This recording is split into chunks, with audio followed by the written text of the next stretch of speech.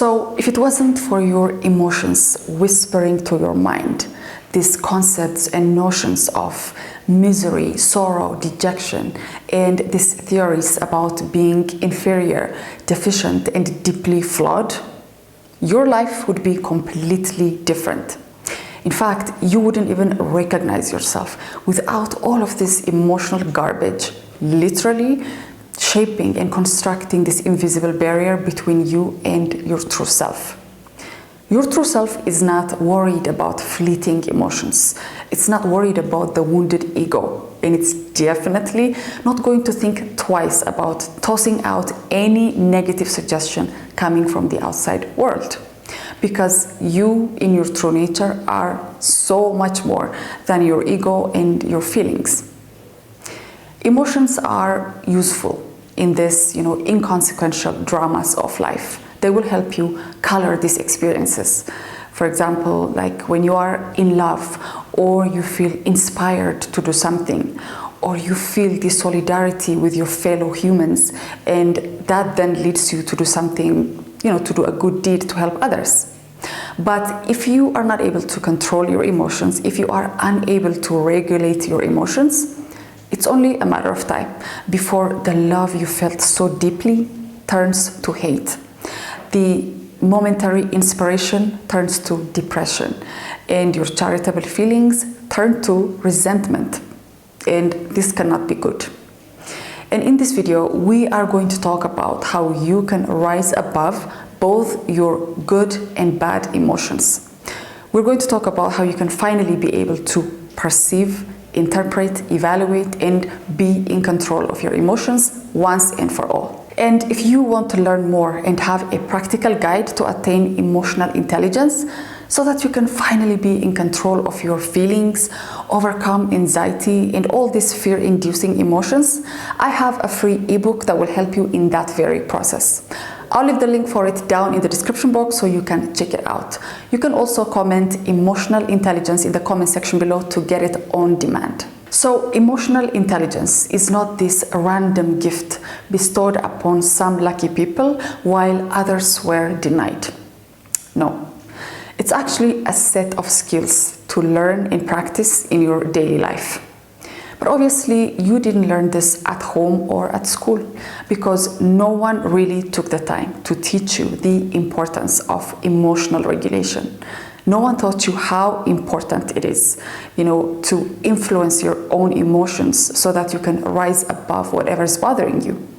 In fact, in many instances, you were made to feel even worse by the people in your surrounding, by them affirming that dysregulation.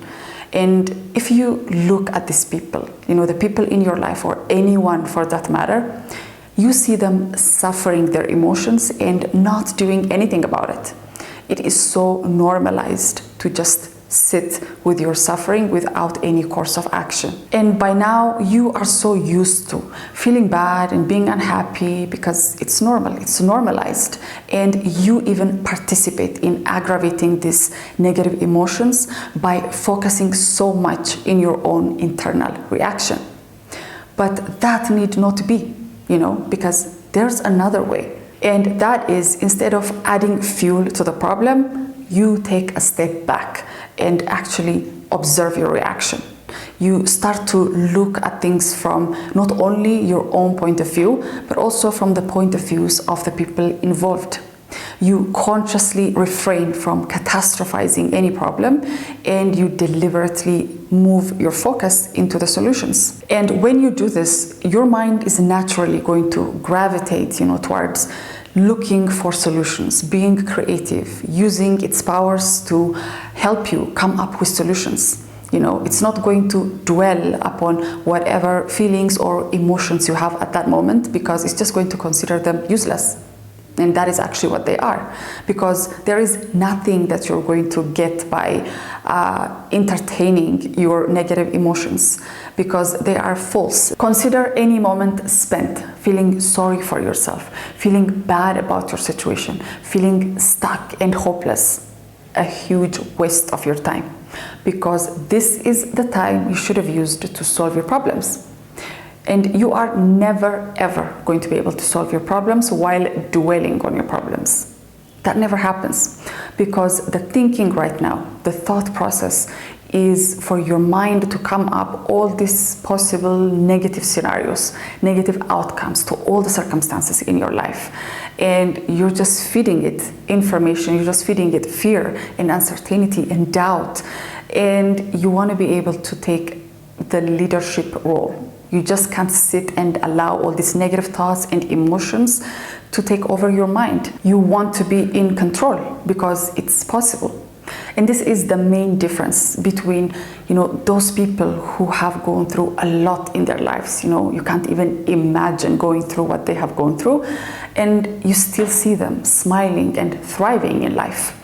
And there are those who haven't experienced anything close to what these people have experienced, but are destroyed by life simply because they can't regulate their emotions, simply because they can't withstand any negativity. They are destroyed by every little thing that's out there that they don't like or are triggered by.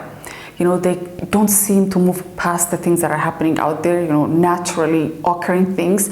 They just destroy them. They're destroyed by every little comment. They're destroyed by, everything that's happening out there that they feel is unfair. And you want to stop this, because if only these people knew that they don't need to feel this way, because all these feelings and emotions are only as a result of having a weak mindset, because a weak mindset is not going to allow you to look at something that you don't like or to look at a setback or a failure and consider it to be something that could actually help you, something that you could take a lesson from, and instead it's going to catastrophize this and make you feel bad, make you feel hopeless.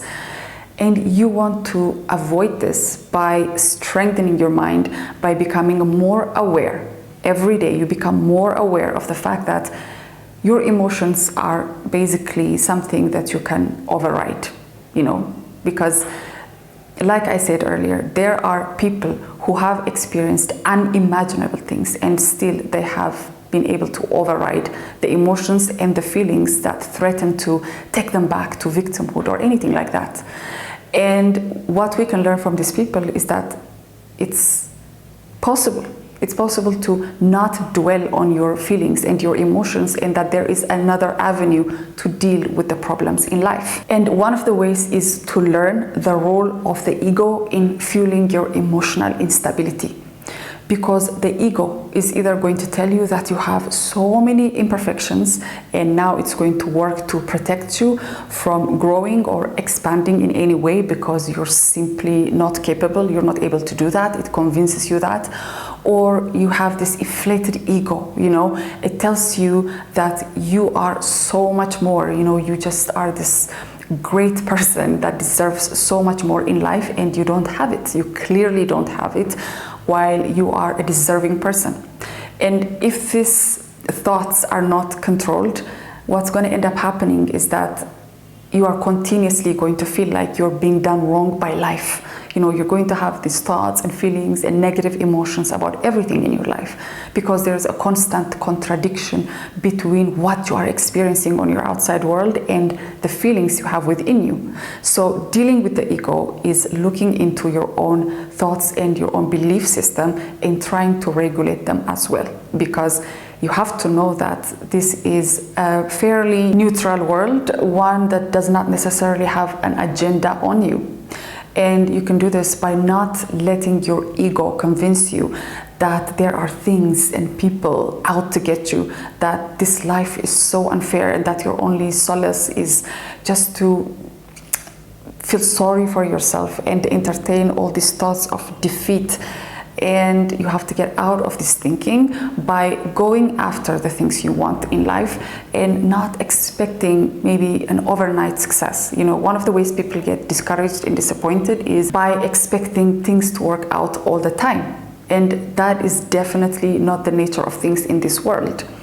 And if you can be aware of this fact, then you're going to move through life, accepting and not being destroyed by every little setback and problems that you're going to experience along the way. And one of the ways to do this is to let your internal motivation lead the way instead of your emotion. Depend on your own internal motivation, not the motivation that's coming from the outside. That is equally problematic. You don't want to depend on the motivation from the outside world, from people, because that is not sustainable. You want to be able to depend on the internal motivation that is going to help you look into things from a different perspective. Even when you experience discouragement from the outside world, you are simply not going to be led by your emotion, because when emotions lead the way, it's for sure that at some point, whatever it is that you pursue in life or whatever problem you're facing in life, you're just going to start giving meaning and have unnecessary attachment to these things, which is going to manifest, it's just going to be so emotionalized to the point that you even forget that there are actually solutions and a way out. So instead of being led and destroyed by your emotions, you can actually learn to use your emotions. Use them to build discernment, empathy, and mental strength. Learn to use every negative emotion for your advantage. You can use them to be aware and present without reacting. And when there is a delay between an event and your emotional reaction, you'll come to realize that there's actually no need to spend any more time on this. Because when you react, it means you are immersing yourself, you are engaging yourself with all the negativity that's inevitably going to happen. But when you don't react and you simply observe, you see the futile nature of dwelling on your emotions. So that's it for today, guys. I hope this was helpful. Don't forget to like and subscribe. Also, make sure to check out the description box. I have tons of resources to help you on your journey of becoming your best self. So do check it out. And I will see you on my next video.